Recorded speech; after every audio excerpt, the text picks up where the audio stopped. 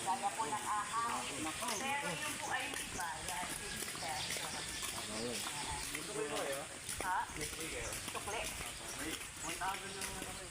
Ah, meron din. Kala ko doon, nagbayad ka ng 1,000. Meron po doon.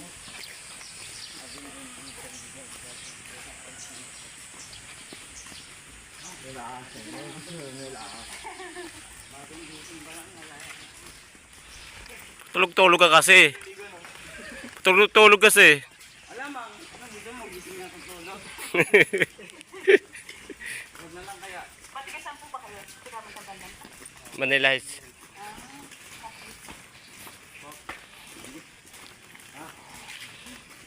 Alay lakad. Pagod ako eh. Lakad. Tama siya maglumakad nung lumakad kasi. Ito yung ano mo. Tumataba na ba? Tumataba ka eh.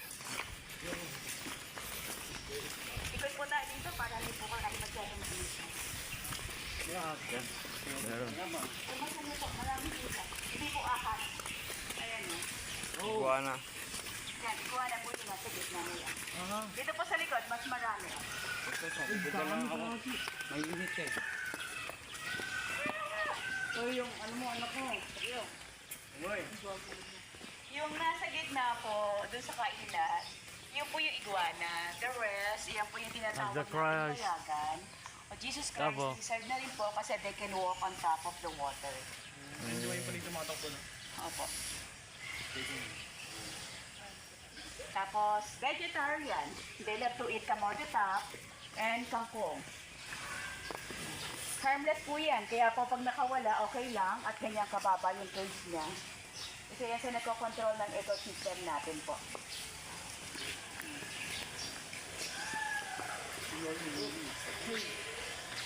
Palawan bear cat and then ang ating mga pot-bellied pig.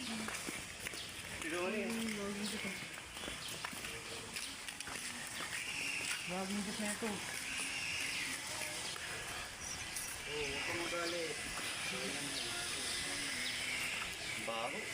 Sa susunod Baboy na mo. Diyan ang tawag dyan. Daga.